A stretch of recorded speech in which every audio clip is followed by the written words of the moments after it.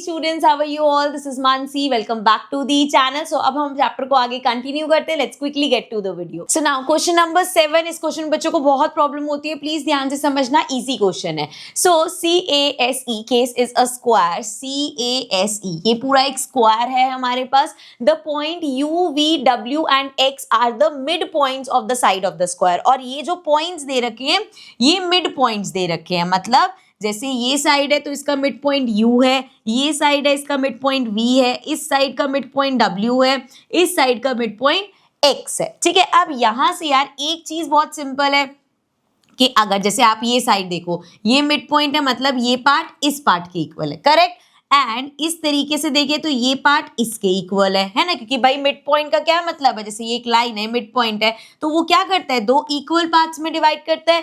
अब ऊपर से ये स्क्वायर है, मतलब मान लो अगर ये पूरी साइड 8 सेंटीमीटर है तो ये पूरी साइड भी 8 सेंटीमीटर होगी। अब इसका 8 अगर 4, इस 8 का हाफ 4, यहाँ पे भी हाफ 4, अब इसका हाफ भी तो 4 4 होगा। मतलब इससे हम ये कंक्लूड कर सकते हैं कि हमारा इस केस में ये तो इसके इक्वल है ही, जबकि ये भी इसके साथ इक्वल होगा, ये भी, ये भी, ये भी, ये भी, ये भी, बाप रे, ये जितनी छोटी छोटी है ये सारी आपस में इक्वल है। ठीक है, यहीं से प्रूव कर ले, यहीं से समझ में आ गई ये चीज। चलो अब आगे बढ़ते हैं। अब आगे कहाँ पे थे हम? ये मिड पॉइंट्स थे, ठीक है, of the side square. What type of quadrilateral is UVWX? तो ये UVWX ये किस टाइप का क्वाड्रिलेटरल है, क्या बन रहा है यहाँ? स्क्वायर बन रहा है, रेक्टेंगल बन रहा है, रोम्बस बन रहा है, ये सब हमें बताना है। देन बोला है find this by using geometric reasoning, जो मैं भी आपको करके दिखाऊंगी, as well as by construction and measurement. Construction and measurement से करना तो बहुत आसान है, क्या करोगे, सिंपली एक स्क्वायर बनाना। इस तरीके से मान लो आपने स्क्वायर बनाया 4 सेंटीमीटर का, फिर 2 सेंटीमीटर पे मिड पॉइंट, यहाँ पे भी मिड पॉइंट, यहाँ भी मिड पॉइंट, यहाँ भी मिड पॉइंट, ठीक है। फिर कर देना इनको ज्वाइन। अब आपको करना क्या है, सिंपली आप इसका एंगल मेजर कर लेना, आप इसकी साइड्स मेजर कर लेना, आपको अपना आंसर मिल जाएगा। ठीक है, मान लो सारी साइड सेम आती है, एंगल 90 डिग्री आता है तो वो स्क्वायर होगा। सारी साइड सेम आ रही है लेकिन एंगल 90 डिग्री नहीं है तो रोम्बस हो गया। ऑपोजिट साइड सेम है, एंगल 90 डिग्री है तो रेक्टेंगल हो गया। ऐसे समझ में आएगा। ठीक है, अब ज्योमेट्रिकली कैसे करना है वो हम अभी करते हैं। एक बार क्वेश्चन पूरा रीड कर लेते हैं। Find other ways of constructing a square with in a square such that the vertices of the inner. अच्छा, ये सेकंड पार्ट है, इस पे बाद में आते हैं, पहले सिर्फ इस पार्ट को समझते हैं। ठीक है, तो अब हमारा काम क्या है, हमें जज करना है भाई कि ये कौन सा क्वाड्रिलेटरल है। तो इसके लिए हम क्या करेंगे, दो ट्राइंगल्स लेंगे, कॉन्ग्रुएंसी यूज करेंगे और दो ट्राइंगल्स लेंगे। देखो अगर मैं मार्क करती हुई चलती हूँ, चलो इस वाले ट्राइंगल की बात करूं और इस वाले ट्राइंगल की बात करूं, ये दो ट्राइंगल्स हैं हमारे पास। अब यहाँ पे हमें पता है ये एंगल 90 डिग्री का है और ये एंगल भी 90 डिग्री है। बाकी हमारे पास ये तो पहले से ही है कि इसकी साइड सेम है, ये साइड इसके बराबर है, ये साइड इसके बराबर है और आपस में भी सेम है। तो बेसिकली हम यहाँ पे ऐसे कर सकते हैं, इन triangle UCV and triangle UCV लिया तो UAX ले लो, UAX। अब इसमें हमारे पास क्या क्या चीजें हैं, देखो पहली बात तो एंगल C इक्वल है एंगल A के, दोनों ही 90 डिग्री है। ठीक है, क्योंकि स्क्वायर के एंगल्स हैं। इसके अलावा हम कह सकते हैं भाई हमारी ये साइड मतलब CU इक्वल होगी UA के एंड सिमिलरली CV इक्वल होगी AX के, क्योंकि क्या है ये बेसिकली यहाँ पे अभी हम प्रूव कर ही चुके हैं, मिड पॉइंट है और स्क्वायर की साइड्स हैं। सो ये हो गए मिड पॉइंट्स और because of mid points of sides of square. ठीक है, यहां तक समझ में आया, ये तीन चीजें मिल गई। अब हमारे पास दो साइड और एक इंक्लूडेड एंगल है, मतलब ये दोनों ट्रायंगल हमारे कॉन्ग्रुएंट हो जाएंगे बाय SAS, दो साइड और एक एंगल। ठीक है, तो हमने यहाँ पे प्रूव कर दिया ये जो हमारा ट्रायंगल है इस ट्रायंगल के कॉन्ग्रुएंट है। अब इसको कॉन्ग्रुएंट प्रूव करके हमें फायदा क्या होगा, जैसे ही हम इसको कॉन्ग्रुएंट प्रूव करेंगे तो मैं कह सकती हूँ कि ये वाली जो हमारी साइड है, मतलब this side is equal to this side by CPCT, है ना। तो यहां से हमारा आ जाएगा कि UV इक्वल है UX के बाय CPCT। CPCT से हम कह सकते हैं कि ये दोनों साइड आपस में इक्वल होंगी। ठीक है, डन, क्लियर है। अब देखो जैसे मैंने ये दोनों ट्रायंगल लिए, इसी तरीके से ये ट्रायंगल और ये ट्रायंगल भी लिया जा सकता था, ये ट्रायंगल और ये ट्रायंगल, फिर ये ट्रायंगल और ये ट्रायंगल। सो अब दो ट्रायंगल आपको पूरा करने की जरूरत नहीं है, बस आप ऐसे ही लिख दोगे। ये लिखने के बाद हम सिंपली लिख देंगे सिमिलरली, क्योंकि हमें सामने सामने दिख ही रहा है, तो सिमिलरली हम लिख सकते हैं जैसे वी यू हमारा इक्वल आया यू एक्स के, इसी तरीके से ये इक्वल होगा एक्स डब्ल्यू के, इक्वल होगा डब्ल्यू वी के, और इक्वल होगा अगेन वी यू के। तो बेसिकली यहाँ पे क्या मतलब निकल के आया कि ये सभी साइड्स जो हैं वो सेम है, तो all the sides are equal. यहाँ तक क्लियर है, ये चीज समझ में आ गई। अब सारी साइड समझ में आया ना कि ट्रायंगल देखो, अभी तो मैंने ये ट्रायंगल और ये ट्रायंगल लिया है, तो सीपीसीटी से ये और ये इक्वल हो गया। अगर मैं ये ट्रायंगल और ये ट्रायंगल लेती, यहाँ भी यही होता है ना, ये साइड इसके इक्वल, ये साइड इसके इक्वल, एंगल 90 डिग्री, तो सीपीसीटी से ये इसके इक्वल हो जाता। सिमिलरली फिर ये ट्रायंगल और ये ट्रायंगल लो, तो ये इसके इक्वल आ जाता है, ये ट्रायंगल लोगे, ये इसके आ जाएगा। तो सभी ट्रायंगल्स लेने की जरूरत नहीं, हम बस सिंपली लिखते हैं सिमिलरली, ये सेम हो जाएंगे। ठीक है, चलो अब फिगर बहुत हौच-पौच होगी, इसको कर देते हैं रफ। चलो यहाँ तक समझ में आ गया। अब हमारे पास ये चीज तो आ गई कि ये सारी साइड्स जो है ना इक्वल है। अब सारी साइड्स इक्वल हो तो रोम्बस में भी हो सकते हैं, वो तो स्क्वायर में भी हो सकती है। तो क्या चेक करेंगे? अब हम चेक करेंगे एंगल। अगर एंगल 90 डिग्री आ गया तो स्क्वायर है, अगर 90 डिग्री नहीं आता तो स्क्वायर नहीं है। अब एंगल कैसे चेक करेंगे? इसके लिए भी हम यूज करेंगे, हमें ये एंगल निकालना है। हमारे पास थोड़ा बहुत जो हम यूज कर सकते हैं, ये यूज कर सकते हैं। ठीक है, एंड क्योंकि हमने दो ट्रायंगल्स कॉन्ग्रुएंट प्रूव कर रखे ना, तो यहां से इन एंगल्स को भी यूज करेंगे। थोड़ा डार्कर कलर ले लेती हूं मैं। ठीक है, जरा नेमिंग करते हैं इसकी। Angle 1, angle 2, 3, 4 and let's call this angle 5। हमारा मोटिव क्या है? हमें एंगल 5 निकालना है, पर एंगल 5 तक पहुंचेंगे कैसे?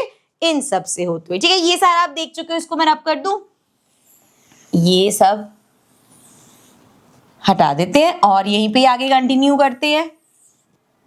अरे हट जा भाई, चलो आओ अब देखो जरा यहाँ पे। अब हमें एंगल, साइड्स का हमने कर लिया जो करना था, अब एंगल्स पे आते हैं। तो यहाँ पे मुझे एक बात बताओ, ये साइड इस साइड की इक्वल थी, ठीक है? नहीं तो अगर किसी ट्राइंगल में दो साइड्स आपकी इक्वल है, तो इसका ऑपोजिट एंगल ये, इसका ऑपोजिट एंगल ये, क्या ये एंगल्स आपस में इक्वल नहीं होंगे? बिल्कुल होंगे। सो हम लिखेंगे सिंस, अच्छा इन ट्राइंगल पहले मेंशन कर देना किस ट्राइंगल की बात हो रही है। सो इन ट्राइंगल UCV,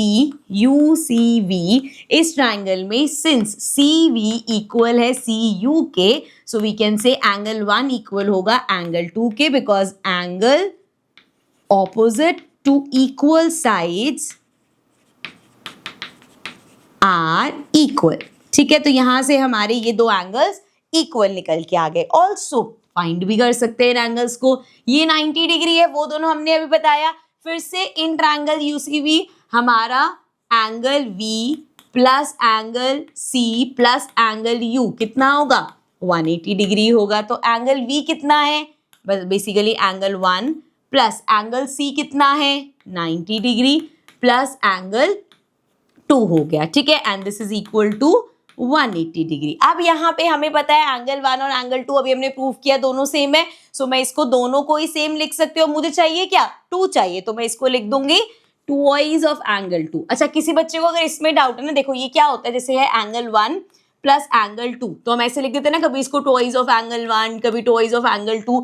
ऐसा क्यों लिखते हैं? अगर हमारे पास है एंगल 1 प्लस एंगल 2 और गिवन है कि एंगल 1 एंगल 2 के बराबर है, इसका मतलब क्या है कि मैं एंगल 1 की जगह 2 भी लिख सकती हूँ। सो ये आ गया ट्वाइस ऑफ एंगल 2। इसी तरीके से एंगल 1 प्लस एंगल 2 है, एंगल 2 और 1 दोनों बराबर है, तो मैं यहाँ पे 2 की जगह 1 लिख सकती हूँ। सो ये आ जाएगा ट्वाइस ऑफ एंगल 1। इस तरीके से होता है। अगर किसी को डाउट है तो मैंने क्लियर कर दिया। यहाँ पे मुझे एंगल 2 चाहिए, तो मैंने इसको ट्वाइस ऑफ एंगल 2 लिखा। ये हो जाएगा 180 माइनस 90। सो ये आ गया एंगल 2 इक्वल्स टू 90 अपॉन में 45 डिग्री। सो एंगल 2 हमारा आ गया 45 डिग्री। ठीक है, सो यहां से ये angle, this angle is 45 degree. ठीक है, अब जो चीज हमने यहाँ करी है सेम चीज इस वाले ट्रायंगल में होगी। ये वाले ट्रायंगल में भी ये साइड इसके इक्वल है, एंगल 3 इक्वल हो गया एंगल 4 के, ये भी 90 डिग्री है। तो फिर से हम करेंगे तो ट्वाइस ऑफ एंगल 3 90 आ जाएगा और एंगल 3 हमारा क्या आ जाएगा? 45 डिग्री। सो ये एंगल भी 45 डिग्री आ गया, है कि नहीं? सिंपल सा हो गया। अब और देखो जरा, ध्यान से देखना बोर्ड पे, ये तीनों एंगल मिलके क्या बना रहे हैं? ये पूरी साइड है और ये तीन एंगल मिलके लीनियर पेयर बना रहे हैं। सो मैं यहाँ पे लिख सकती हूँ angle 2 plus angle 5 plus angle 3, ये तीनों मिलके लीनियर पेयर मतलब 180 डिग्री के इक्वल आएगा। ठीक है, सो अब देखो एंगल 2 कितना था भाई?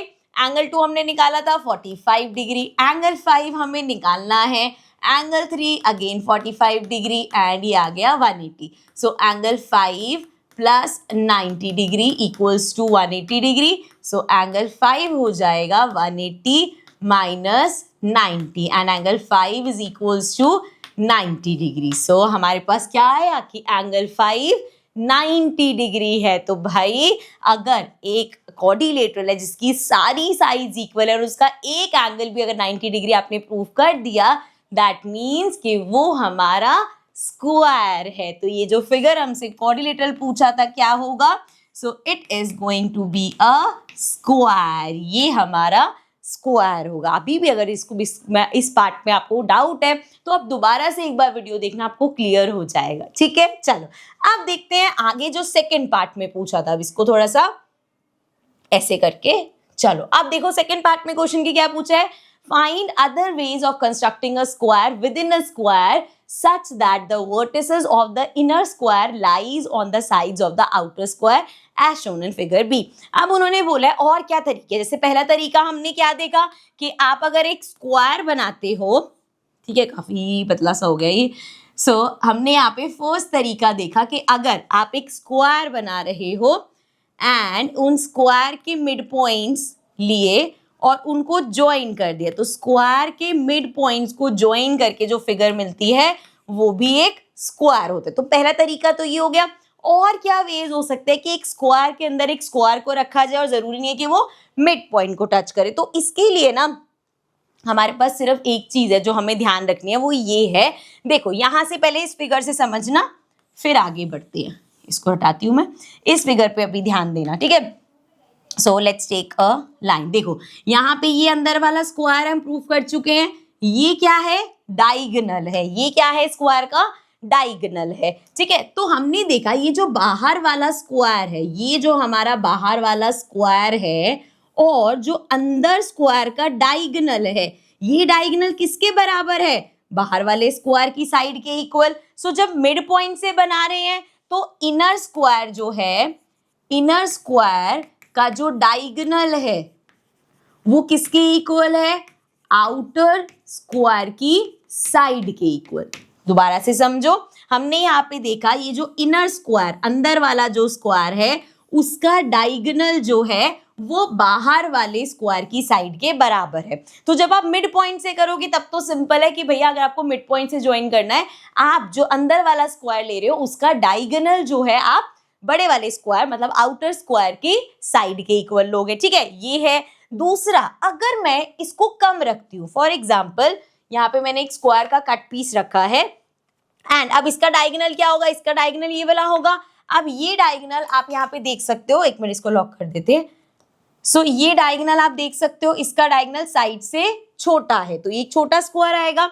इसको जब आप यहाँ फिट करने की कोशिश करोगे तो आप देख सकते हो भाई ज्यादा से ज्यादा आप मैक्सिमम ऐसे 2 जगह से टच करा लोगे, उसके अलावा तो ये टच ही नहीं होगा, क्योंकि आपको क्या चाहिए कि वर्टिसेस सर्कल की सभी साइड्स को टच करे। तो यहाँ पे अगर ये छोटा डायगोनल है यहाँ से, तो ये तो टच कर ही नहीं रहा। आप देख सकते हो डायगोनल साइड से छोटा है तो ये टच ही नहीं कर रहा। सो यहाँ से मुझे कंक्लूड होता है, रुको इसको हटाते हैं। सो यहाँ से हमें समझ में आता है कि एक केस तो हमने देख लिया जिसमें डायगोनल बाहर वाले स्क्वायर की साइड के बराबर है। अब हमें ये डायगोनल या तो बराबर रखना है या बड़ा रखना है। मैं आपको बड़ा रख के दिखाती हूँ। सेम स्क्वायर, अब ये तो बार बार नहीं बना रहे, इसको जो वो कर लेते हैं। देखो यहाँ पे, अच्छा ये केस भी देख लो, इसको फिर से लॉक करती हूँ मैं एंड सी। यहाँ पे अगर मैं इसको, यहाँ पे ऑलमोस्ट डायगोनल इक्वल है तो फिर जैसे पहले हुआ था ना, अरे हट जा भाई, जैसे पहले हुआ था वैसे ही हो जाएगा और ये ऐसे सेंटर में आ जाएगा, ठीक है। ये चीज समझ में आ गई होगी। अब अगर हम डायगोनल को बड़ा रख रहे हैं, जैसे ये साइड है और ये हमने यहाँ पे डायगोनल को बड़ा रखा, ठीक है। सो जब हम इसको बड़ा रखेंगे, अब प्लेसमेंट करके देखो, इसको आप चाहे ऐसे प्लेस कर लो, ठीक है। अरे ये टेक्स्ट क्यों आ गया, रुको जरा, हाँ अब नहीं आएगा। सो या तो आप इसको ऐसे प्लेसमेंट करके देख सकते हो, ऐसे प्लेस करके देख सकते हो, इस तरीके से आ जाएगा। सो हमें बेसिकली ये ध्यान रखना है, इसमें आपको कुछ सॉल्व करके नहीं दिखाना, आपसे बस पूछा है कि अगर एक स्क्वायर के अंदर स्क्वायर को बनाना है तो क्या चीज ध्यान रखनी है। तो अगर आपको स्क्वायर के अंदर स्क्वायर बनाना है, पहली चीज जो हमने देखा कि आप मिड पॉइंट्स की हेल्प से बना सकते हो, ठीक है। और दूसरा जो अभी हमने समझा कि जो डायगोनल होगा, जो आपका इनर स्क्वायर है, जो आपका इनर स्क्वायर है, उसका जो डायगोनल होगा that should be greater than side of outer square. जो हमारा बाहर वाला स्क्वायर है उसकी साइड से बड़ा डायगोनल बनाना थोड़ा सा, तो वो फिट हो जाएगा, ठीक है। क्लियर है, समझ में आया, सिर्फ यही बताना था। चलो आगे देखते हैं next question, question number 8। So now question number 8 says if a quadrilateral has 4 equal sides and one angle of 90 degree, will it be a square? Find the answer using geometric reasoning as well as by constructing and measurement। ठीक है, measurement और constructing वाला बाद में part बताती हूँ मैं। अभी क्या बोला है, अगर एक quadrilateral की 4 equal sides है, एक quadrilateral बनाया हमने जिसकी हमने चारों साइड्स इक्वल रखी, मतलब ए बी इक्वल है बी सी के, इक्वल है सी डी के एंड इक्वल है डी ए के, तो चारों साइड इसकी इक्वल है and one angle is 90 degree and let's suppose this angle is 90 degree. ठीक है, यहां तक क्लियर है। हमें यहाँ पे प्रूफ करना है कि ये एक स्क्वायर होगा। अब स्क्वायर के लिए सारी साइड्स तो है, तो हमें ज्यादा से ज्यादा क्या बताना है कि सभी एंगल्स 90 डिग्री हैं। तो इसके लिए क्या करेंगे, छोटू सा कंस्ट्रक्शन करेंगे। यहाँ पे इसको जरा, ये जो हमारा डायगोनल है उसको ज्वाइन कर दो यहाँ पे, तो ये दो ट्रायंगल्स बन गए, ठीक है। एंड हमें पता है ये साइड्स सेम है। सो नाउ इन दो ट्रायंगल्स का अगर हम देखें, so in triangle B A D and triangle BCD, ठीक है, ये दो हमारे पास ट्राइंगल है। सो इन दोनों ट्राइंगल्स में अगर हम देखें तो यहाँ पे देखो AD इक्वल है CB के, सिमिलरली CD इक्वल है हमारा AB के, ठीक है, और साथ में हमारे पास BD इक्वल है BD के, ठीक है, तो कॉमन ही है। सो ये दो, अच्छा इन दोनों का रीजन होगा साइड ऑफ स्क्वायर। यस, इसमें आप ये भी लिख सकते हो कि गिवन है भाई कि वो सारी साइड्स इक्वल है एंड ये हो गया हमारा कॉमन, ठीक है। तो ऊपर वाले पार्ट में हम इसको ऐसे लिखेंगे कि ये गिवन है, क्योंकि स्क्वायर तो वो तो हमें बताना है ना अभी कि सारे वो स्क्वायर होगा। सो सिंस हमें गिवन है कि सारी साइड्स इक्वल है तो ये हमें गिवन लिख दिया, ठीक है। तो ये तीन चीजें हो गई। सो बाय एस कॉन्ग्रुएंसी हम कह सकते हैं हमारे ये दो ट्रायंगल कौन से होंगे, देखो बी, अच्छा ये तो लिखा हुआ है यही दोनों ट्रायंगल, ठीक है। एंगल ये देख लेना, ए और सी वो कॉरेस्पॉन्डिंग एंगल सारे, ठीक है। तो यहाँ तक हो गया कि ये दो हमारे ट्रायंगल्स, ये ट्रायंगल और ये ट्रायंगल कॉन्ग्रुएंट है। अब सिंस ये कॉन्ग्रुएंट है तो क्या मैं बोल सकती हूँ कि एंगल ए इक्वल होगा एंगल सी के बाय CPCT। ये दोनों ट्रायंगल, दोनों एंगल्स हमारे इक्वल हो गए। सो I can say angle C भी हो जाएगा 90 डिग्री का, तो एंगल सी भी 90 डिग्री हो गया। चलो भाई, यहां से हमने दो एंगल्स तो 90 डिग्री के प्रूफ कर दिए। अब बचा हमारा ये वाला एंगल बी और एंगल डी, तो इसके लिए इन छोटे एंगल्स को यूज करते हैं। Let's call this angle 1 2 3 and ये एंगल 4 हो गया, ठीक है। ये चीज समझ में आई। अब यहाँ पे देखो, क्योंकि हम प्रूफ कर चुके हैं कि ये दोनों जो है ये क्या है, ये हमारे ट्रायंगल्स कॉन्ग्रुएंट है। चलो कॉन्ग्रुएंसी की भी जरूरत नहीं है, तो सामने सामने है। अगर मैं सिर्फ एक ट्रायंगल पे ध्यान दूं, लेट्स टेक ट्रायंगल BDA या BAD, ठीक है, कुछ भी नाम लिख सकते हैं। ये ट्रायंगल लिया हमने। सो इन ट्रायंगल BAD, इस वाले ट्रायंगल में यहाँ पे हम देख सकते हैं ये साइड इस साइड के इक्वल है, मतलब ये एंगल इस एंगल के इक्वल होगा, right. So I can say angle 1 equal है एंगल 3 के, ठीक है। और रीजन क्या होगा कि angles opposite to equal sides are equal. So यहां से मैं कह सकती हूँ angle 1 plus angle 3 plus angle A जो है ये हमारा 180 डिग्री की होगा। This is angle sum property, ठीक है। सो ये हो गया एंगल 1 और एंगल 3 हमारा इक्वल है। So I can say twice of angle 1 plus angle A जो कि 90 डिग्री है is equal to 180 degree. So ये आ गया twice of angle 1 equals to 180 minus 90. So twice of angle 1 is 90 degree and angle 1 आ जाएगा 45 degree. So angle 1 हमारा हो गया 45 डिग्री और सिर्फ एंगल 1 ही नहीं, ये भी 45 है एंड ये भी 45 है। अब जो चीज हमने यहाँ पे करी है सेम चीज अप्लाई होगी इस वाले ट्राइंगल में भी। सो इन ट्राइंगल DCB, इस ट्राइंगल की अगर हम बात करें तो यहाँ पे भी angle 2 plus angle 4 plus angle C equal होगा 180 डिग्री के। सो एंगल 2 और 4 इक्वल होंगे क्योंकि ये साइड इसके इक्वल है। सो अगेन एंगल 2 हमारा इक्वल होगा एंगल 4 के। So I can say twice of angle 2 plus 90 degree equal होगा 180 डिग्री के।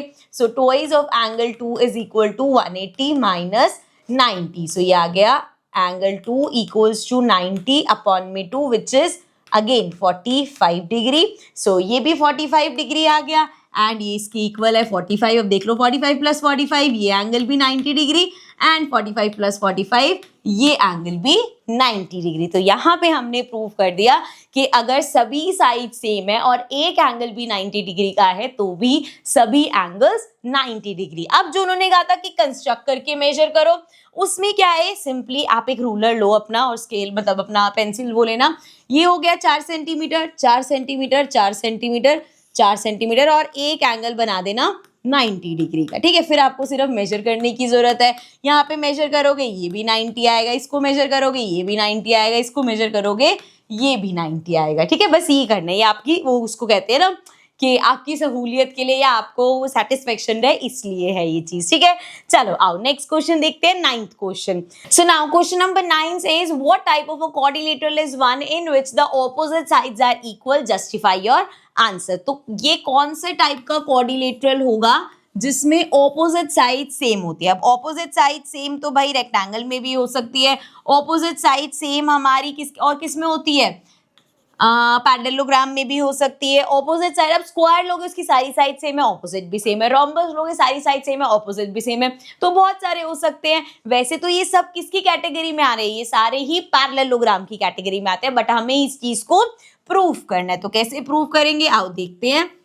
सिंपली यहाँ पे हमने क्वाड्रिलेटरल बनाया जिसमें हमने ऑपोजिट साइड्स सेम लिए। ठीक है, लेट्स कॉल दिस ABCD। ठीक है, अब ये दो ट्राइंगल है हमारे पास। इन ट्राइंगल अच्छा ट्राइंगल के नाम ध्यान से, क्योंकि कॉन्ग्रुएंट प्रूफ करना है ना। देखो अगर आप पहले का नाम लिख रहे हो, मान लो DAB, ठीक है, इसका हमने सिंपल लिखा DAB, इसमें कोई हमें चेकिंग करने की जरूरत नहीं है। मैंने इसका नाम ऐसे लिखा DAB इस ऑर्डर में। ठीक है, अब अगर हम कॉरेस्पॉन्डिंग पार्ट देखें, A का तो कॉरेस्पॉन्डिंग डायरेक्ट दिख रहा है C है, तो A की जगह C आना चाहिए। अब इसके अलावा देखो AD, ये साइड हमारी इक्वल है CB के, तो AD CB के इक्वल है। यहाँ C आया है तो इधर B आएगा। और दूसरा क्या है हमारा, ये ट्रायंगल क्या है, यहाँ पे क्या बचा, D बचा। तो इसकी नेमिंग कैसे थी, DAB, इसकी नेमिंग होगी BCD। सो ये हो जाएगा एंड ट्रायंगल BCD। ठीक है, ये जो बार बार हम बीच में कितने क्वेश्चंस भी आ रहे थे ना कि जब हम इनको कॉन्ग्रुएंट प्रूफ करें तो ऐसे क्यों नहीं लिख सकते, वैसे क्यों नहीं लिख सकते, तो वो मैंने आपको क्लियर कर दिया कि किस तरीके से लिखना है। ठीक है, अब इन दो ट्रायंगल्स में BD दोनों में कॉमन है। So BD equals to BD, this is common, ये तो हमारा कॉमन हो गया। इसके अलावा हम कह सकते हैं AB इक्वल है CD के एंड ऑल्सो AD इक्वल है BC के। ये हमें क्वेश्चन में गिवन है, ये दोनों चीजें हमें गिवन है। ओके बच्चे, 3 चीजें हो गई।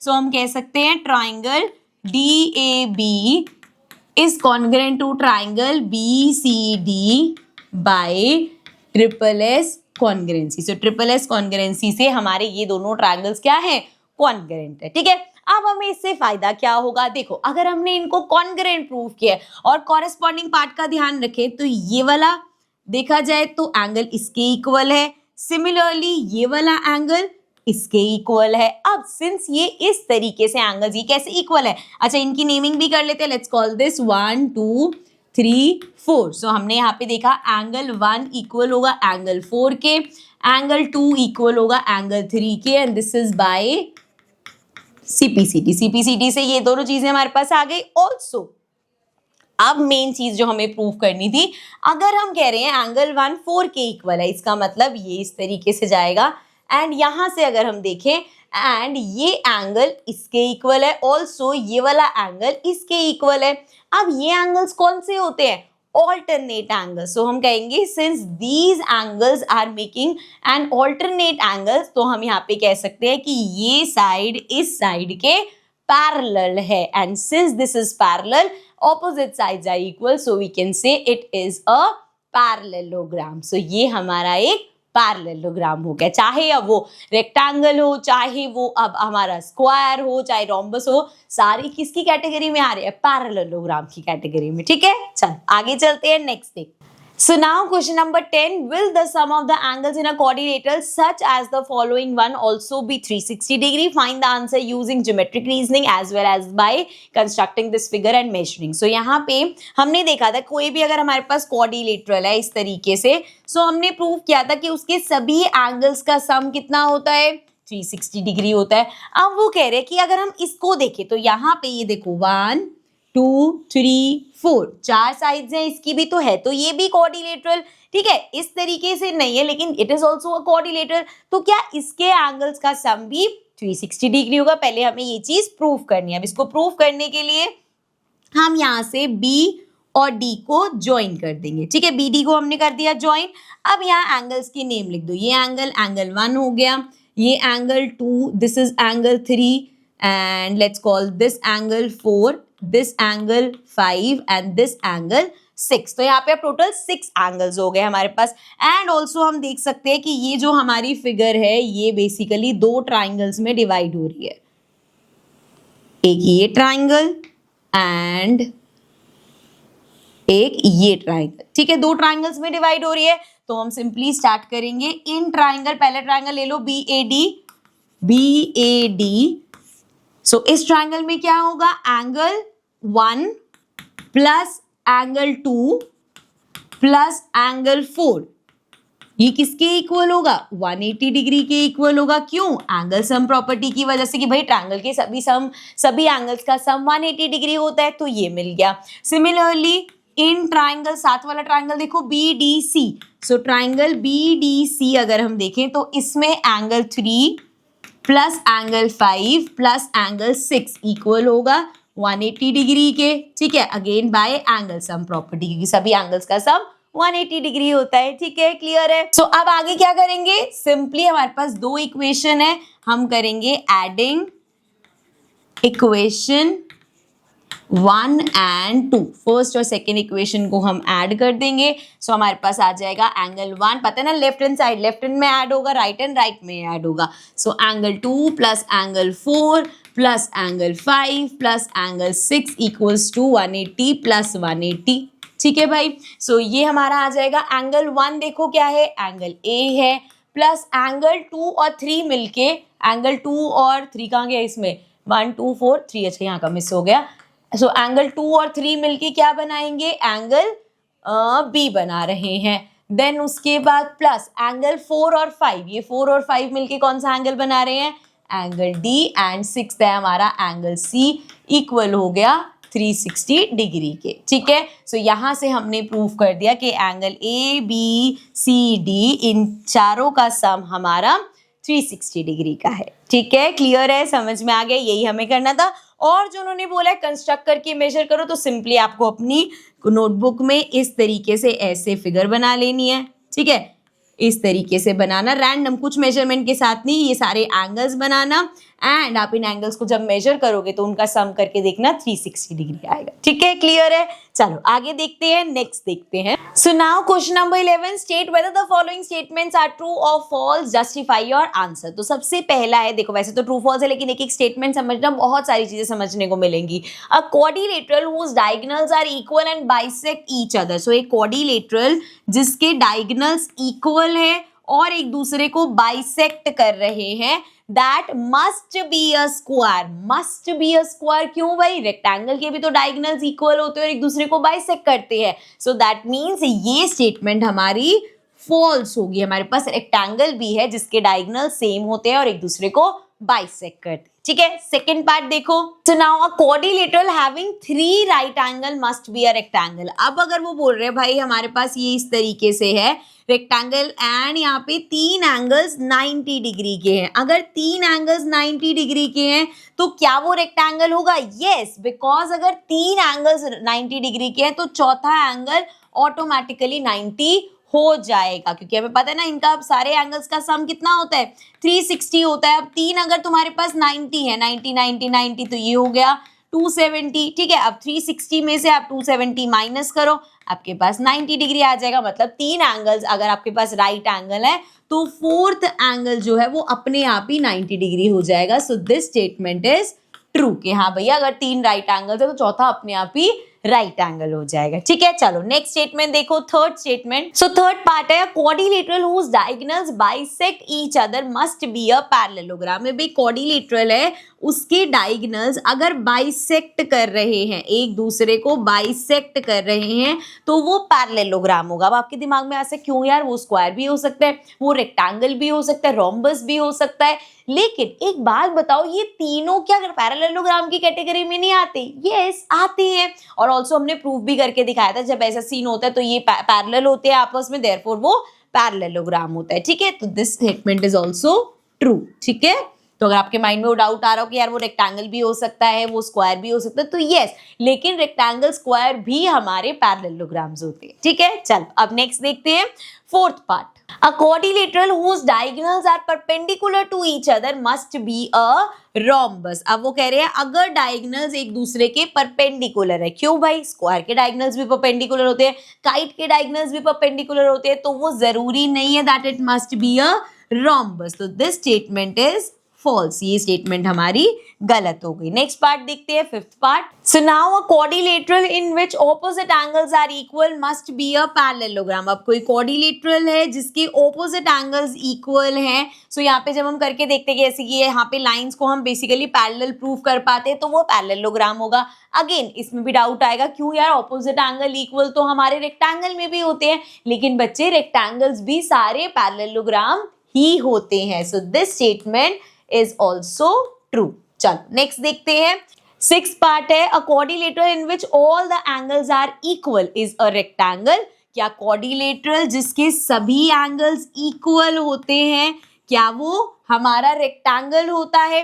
वैसे तो ये ट्रू है कि सभी एंगल्स इसके इक्वल होते हैं, 90 डिग्री 90 डिग्री 90 डिग्री होता है ना। और यहाँ पे ये भी नहीं लिखा कि मस्ट बी अ रेक्टेंगल, ठीक है। तो हाँ भाई ये बात सही है। सो this statement is true. So a quadrilateral in which all the angles are equal is a rectangle. Must be a rectangle फिर गलत होते हैं, स्क्वायर के भी इक्वल होते हैं, ठीक है ना। चलो आगे बढ़ते हैं, लास्ट पार्ट है आइसोसेलेस ट्रेपीजियम आर पैरेललोग्राम। जो हमारे आइसोसेलेस ट्रेपीजियम होते हैं, आइसोसेलेस ट्रेपीजियम में क्या होता है, ये साइड बेसिकली इसके इक्वल होगी। अब ये तो पेयर ऑफ पैरेलल लाइंस है, ये आपस में पैरेलल हो ये जरूरी तो नहीं। So this statement is false also. इसी के साथ चैप्टर होता है खत्म। आई होप आपको अच्छे से कंसेप्ट क्लियर हो गए होंगे, क्वेश्चन समझ आ गए होंगे, एंड जो हमने इतने सारे क्वाड्रिलेटरल्स करे वो आपको समझ में आ गए होंगे। Also I make a separate video जिसमें मैं आपको सबकी प्रॉपर्टीज एक बार बता दूंगी ताकि आपके पास नोट्स की तरह वो हमेशा हैंडी रहे, ठीक है। So I see you all in the next video with a new chapter. Till then take care and bye bye.